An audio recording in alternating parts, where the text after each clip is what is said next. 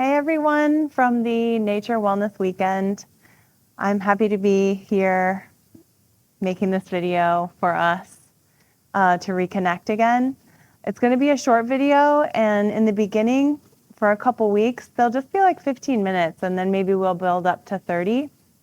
So we're going to kind of start off with some of the things that we did in our class together. So we'll start with laying down. So I'm practicing outside in my regular clothes again because I want you to know that you can practice in regular clothes where you want to. If you're going to practice outside, though, it's best not to have the sun shining in your eyes or too much wind or under the intense sun or, things like that with debris. Otherwise, practice inside. So just lay down on your back and have a blanket for your head so that your head is level, and hold on to the edge of the mat if you're on a mat. Otherwise, just extend your arms and lift your chest so you can tuck your shoulder blades under, and then lengthen your legs and press your heels down. And now stretch your arms toward the ceiling, toward the sky, and turn your palms to face one another. Now, as you start to take your arms overhead, reach through your legs. And there will be a moment when your shoulder touches that blanket. Just let your arms be at a diagonal away from the floor and stretch your trunk along with the arms and your hips along with the legs. So you feel yourself extending in two directions. Stretch your fingers, spread your feet, and then bring your hands down and bend both knees, put your feet on the floor. Bring your right leg in toward your chest and interlock your fingers. Remember that if it's hard to interlock your fingers around your shin, you can use a belt, or you can use like a robe belt, anything you have, and just take it around the shin, around below the knee. If you have a knee ache, remember that you interlock your fingers behind your knee. So otherwise, around the top of the knee. And if you need that extra space, use the belt and just walk your hands along the belt until you get your arms at a comfortable position with the leg bent. And now we'll stretch out through the left leg. So relax the right leg and foot completely and straighten the left leg. Move your shoulders toward the floor and away from your ears. Even you could, again, pick up your upper back and move the shoulders away from the ears toward the floor so your chest opens again. This is called Ekapada Pavanamuktasana, or one leg wind relieving pose. Lengthen the sides of your waist from your outer hips toward your armpits. Lengthen there.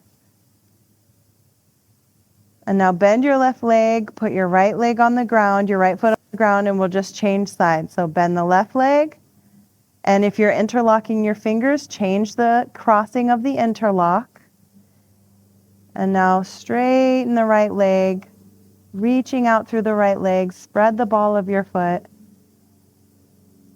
and open your chest. Relax your face, relax your head.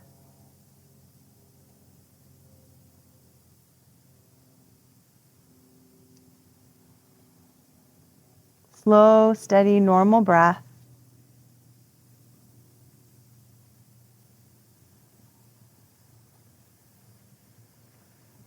Now bend the right leg and set the left foot down. Okay. So take your arms out to the sides. We did this little twist. You can either have your feet together and on the floor, going to the left and to the right. Try to keep your arms stretching out and connecting to the floor. And they're not up here higher than the shoulders. You can have them just as high as the shoulders, or even just slightly lower than if you need that extra support. So going from side to side with the feet on the floor touching, or if it's easy for you to bring your knees toward your chest and have your inner edges of the feet touching and go to the right, taking the knees toward the elbow without letting the legs fall down on the floor, then go to the left, taking the knees toward the elbow without letting the legs fall to the floor. And so when you go to the side, turn your belly the other way. So you're going to the side, turn your belly the opposite way of the knees. And so do this 3 to 5 times, stretching out through your arms, turning your legs, and turning your abdomen away from the legs. And then I'll go one more time to the left and back to the center. Lift your upper back so you can get the shoulder blades to be flat. Lift your hips, lengthen your buttocks. Lengthen your buttocks away from your lower back so that it doesn't feel caught up by your lower back and you have a lot of space in the lumbar. Then extend the legs and let the legs relax. Let the arms relax for a few moments. Nice steady breath. And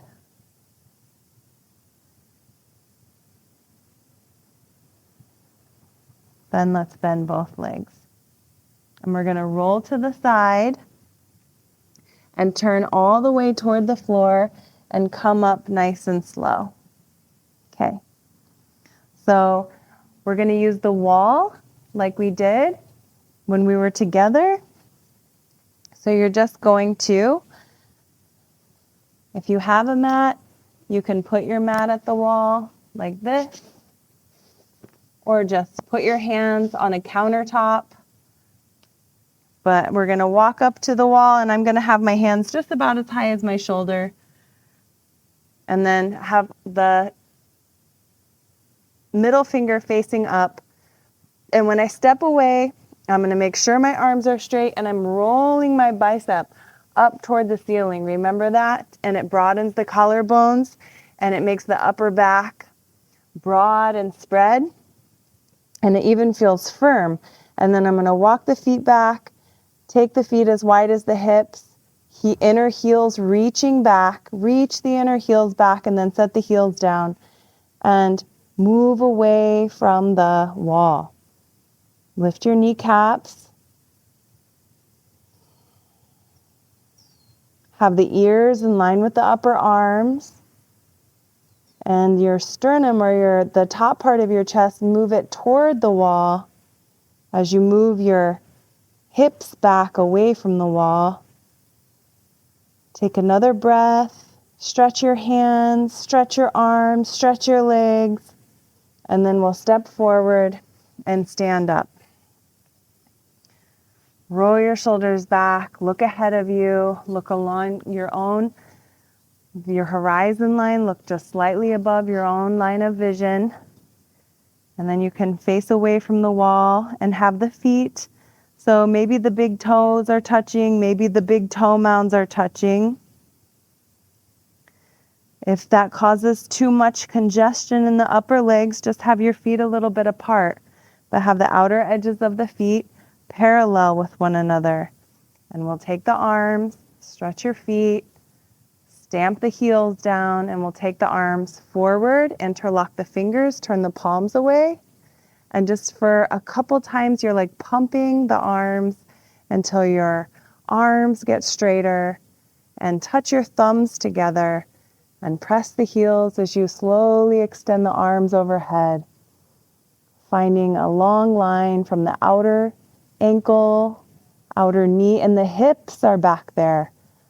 Yep, move your hips back and then have firmness in the mid buttock. Lift the lumbar, open your chest, lift your chin slightly, and then release the arms. Urdhva Badanguliasana, Change the interlock of your fingers, turn your palms away, pump a couple times. You still want to see that the inner arms are rolling upward. And the collarbones, remember, they're long bones, they're broad. Now press the heels, press your inner heel, and extend upward. Lengthen your legs, lengthen your arms, and reach the wrist up away from your heels. Then release your arms. Good. And we'll come back into one more stretch. Having the hands as high as the ribs. So the hands are as high as the ribs. And then walk your feet back. Once the arms get straight, roll your biceps toward the ceiling and press the index and thumb knuckle into the wall. Now your body is going to be a little more parallel to the floor. So move the thighs back slowly so that your upper arms and your ears are lined up.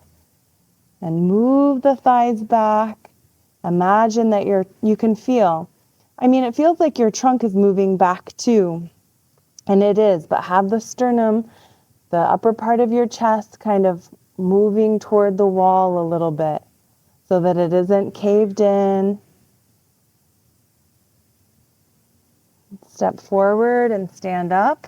That's half Uttanasana, half intense stretched out pose. All right, so that was enough standing poses for the day. Now we'll come back, and we used a chair a lot in our session, but we didn't do it like this. So we're going to have a chair in front of us. If you had a couch, you can turn and face the couch, and a blanket. And so you can use anything, a pillow. What you want to see is that when you cross your legs, and we all crossed our legs together in the morning. I remember seeing you and you all did perfectly fine at crossing the legs. So when you put something beneath your legs, it lifts your hips up high enough that the legs can go toward the floor so that the legs aren't lifting and your spine and the contents inside your trunk aren't going back. But you want to feel that the hips are high enough that there's a lift in the trunk.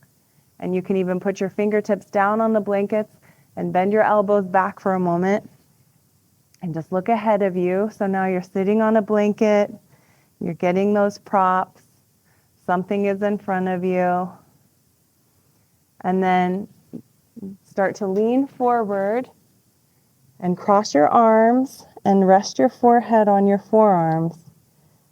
And so you can see that my trunk is at a diagonal, moving forward and up on a diagonal. Breathe. Relax your legs, relax your groins.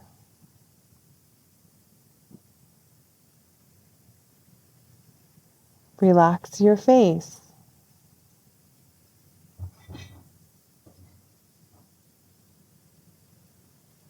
And then come on up and change the crossing of your legs. You can stretch your legs out straight for a moment if you have the space. If you're at a couch, you can even take your legs wide and stretch them out for a moment and just give the knees a little squeeze. Then change the crossing of the legs. I like to pick my hips up. You can even use your hands so the backs of your legs are flowing backward. And then sit up tall. And then go forward on a diagonal. You should feel that your sternum plate, that's the long bone from bottom to top, the sternum plate is going toward the head side. So if you go forward and the sternum plate starts to shrink back and the back body starts to get round and you feel this, your shoulders forward feeling, get a little more height under your forearms. So maybe add a pillow so that you can still feel, you can see me now, that this long diagonal movement. And my upper back is soft. The skin of my upper back is soft, moving downward.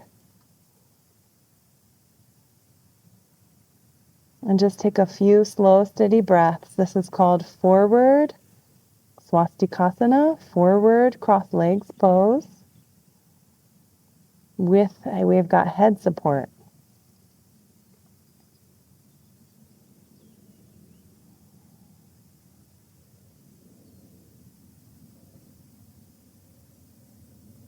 This is really nice for your lower back. It's really nice for your hips and for your brain. So we'll come on up and extend the legs once more. This time, let's get in a position where we can take the legs wide. So they don't have to be really wide, just wide enough, and you still want the hips to be higher than the heels. What you want is that you, in your lower back and your front lower abdomen, you feel like they can lift up, that they're not falling back behind you or falling forward, and you can use your hands on the blanket or the floor beside you to help you lift up. This is called Upavishta Konasana,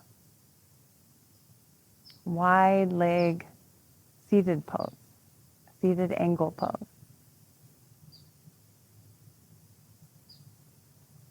Okay, and then we'll just bring the soles of the feet together, the knees apart, and hold on to the shins. So you just take your hands and hold on to the shins, roll your shoulders back and lift your chest.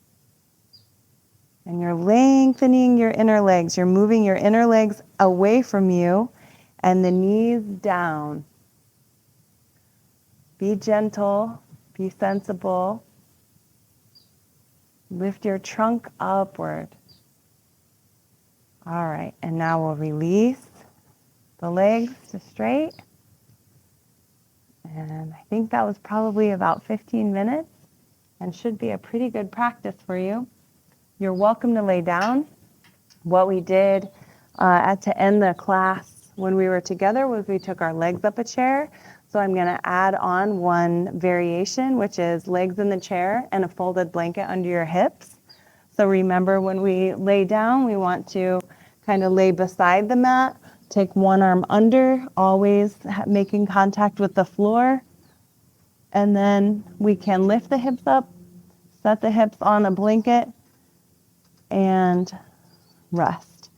So this chair is nice and tall, so my shins are like parallel to the floor. But if your chair was shorter, you could put another blanket or a towel on your chair seat so your shins were more parallel. Now we're just going to open the chest one more time. So I'm going to press my elbows down and lift my upper back and then stretch my arms out and rest. Let your legs relax on the chair.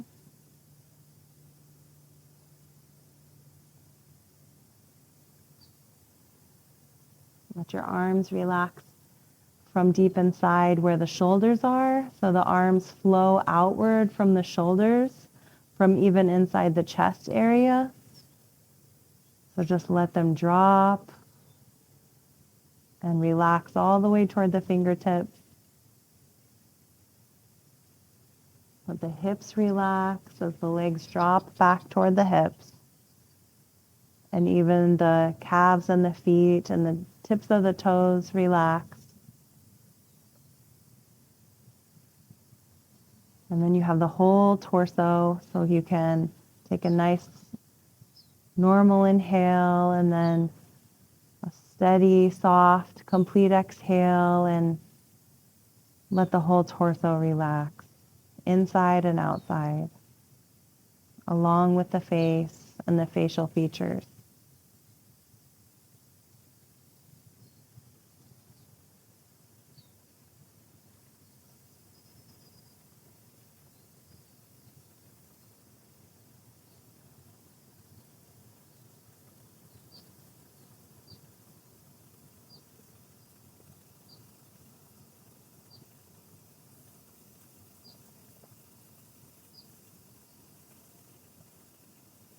You're welcome to be here as long as you like.